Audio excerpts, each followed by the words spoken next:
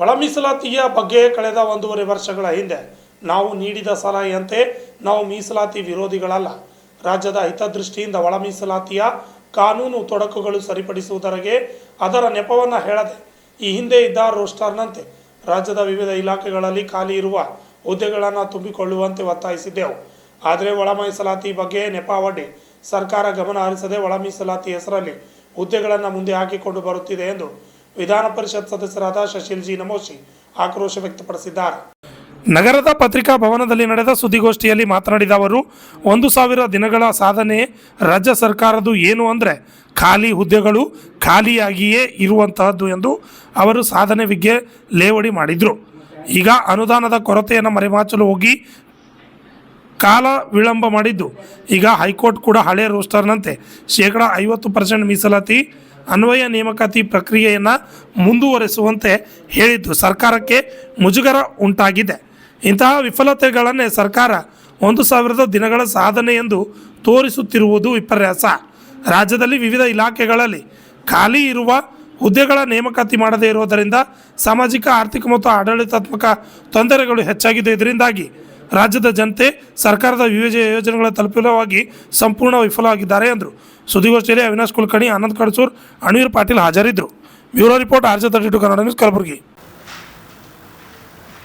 ಪತ್ರಿಕಾಗೋಷ್ಠಿಯಲ್ಲಿ ಪಾಲ್ಗೊಂಡಂಥ ಎಲ್ಲ ಮಾನ್ಯರಿಗೆ ನಮಸ್ಕಾರ.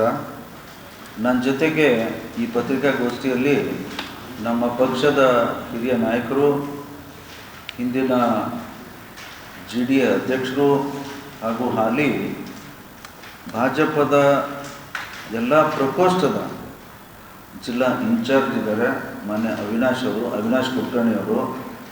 ನನ್ನ ಜೊತೆಗೆ ಇನ್ನೊಬ್ಬರು ಆನಂದ್ ಕಡಸೂರ್ ಅವರು ಭಾಜಪ ಗ್ರಾಮಾಂತರ ತಾಲೂಕದ ಉಪಾಧ್ಯಕ್ಷರಿದ್ದಾರೆ. ಅಣವೀರ್ ಪಾಟೀಲ್ ಅವರಿದ್ದಾರೆ, ರೈತ ಮೋರ್ಚಾ ಕಾರ್ಯದರ್ಶಿಗಳು.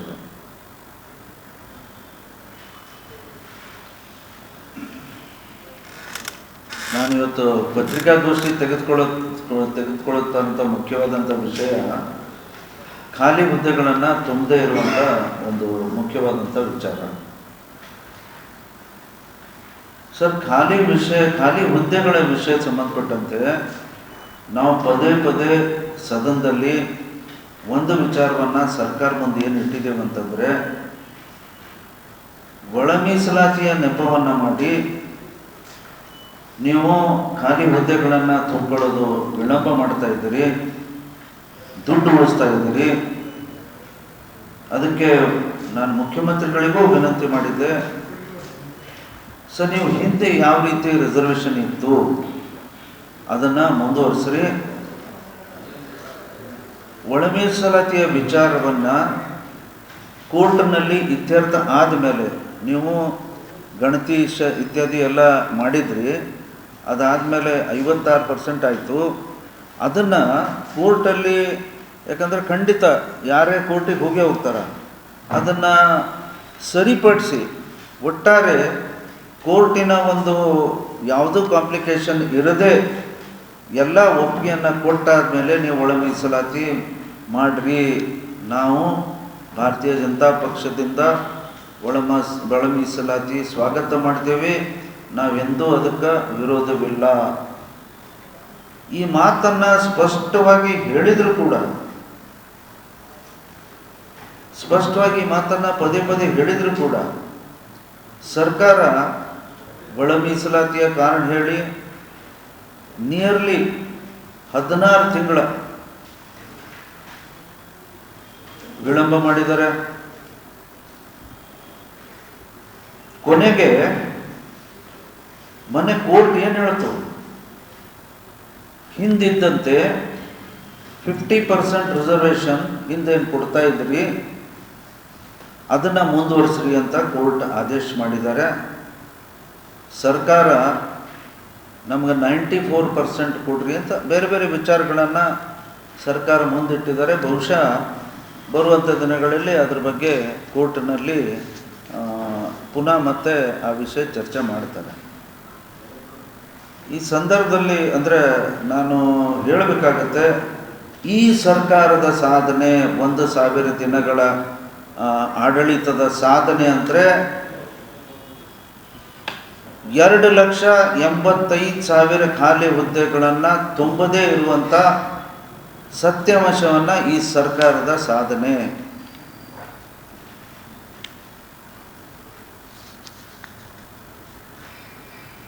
2.85 lakhs ಎಲ್ಲ ಇಲಾಖೆದು.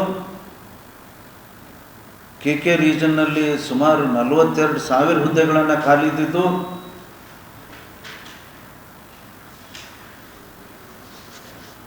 ಒಟ್ಟಾರೆ ಮುಖ್ಯವಾಗಿ ಕೆಲವು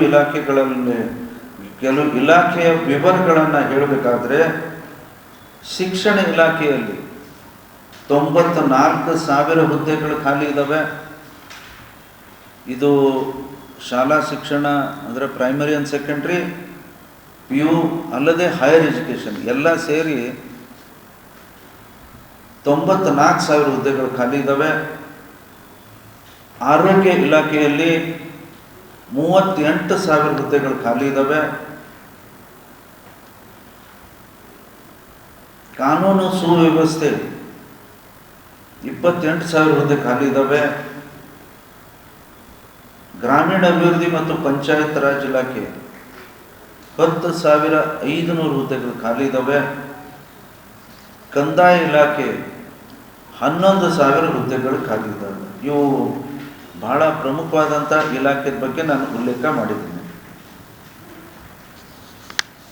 ಬಹಳ ದುಃಖ ಅನಿಸುತ್ತೆ, ಅನೇಕ ವರ್ಷದಿಂದ ವಿದ್ಯಾರ್ಥಿಗಳು KPSCನೋ ಬೇರೆ ಬೇರೆ ಹುದ್ದೆಗಳಿಗೆ ನಾನಾ ಥರದ ತರಬೇತಿಗಳನ್ನು ಪಾಸ್ ಮಾಡಿಕೊಂಡು ಅಥವಾ ಅದನ್ನು ಅಭ್ಯಾಸ ಮಾಡಿ ಅಧ್ಯಯನ ಮಾಡಿ ದೊಡ್ಡ ಪ್ರಮಾಣದ ನಿರುದ್ಯೋಗಿಗಳು ನಾವು ಪರೀಕ್ಷೆ ಬರೀಬೇಕು, ಬರೆದು ನಾನು ಜಾಬ್ ತಗೋಬೇಕಂತ ನಿಂತಿದ್ದಾರೆ, ಕಾಯ್ತಾ ಇದ್ದಾರೆ. ಬರೀ ನಾವು ಅಪಾಯಿಂಟ್ಮೆಂಟ್ ಮಾಡುವಂಥ ಏಜನ್ನು ಎಕ್ಸ್ಟೆಂಡ್ ಮಾಡಿದರೆ that is not the solution. ಇವತ್ತು ಸಂಪೂರ್ಣವಾಗಿ ಈ 1,000 ದಿನಗಳಲ್ಲಿ ಈ ಸರ್ಕಾರದ ಆಡಳಿತ ಕುಸಿದಿದೆ. ಯಾವ ಡೆವಲಪ್ಮೆಂಟ್ ಕೆಲಸ ಆಗ್ತಾ ಇಲ್ಲ. ಎಲ್ಲ ಕಡೆ ಆಡಳಿತಾತ್ಮಕ ತೊಂದರೆಗಳನ್ನು ಹೆಚ್ಚಿಗಾಗಿದ್ದಾವೆ.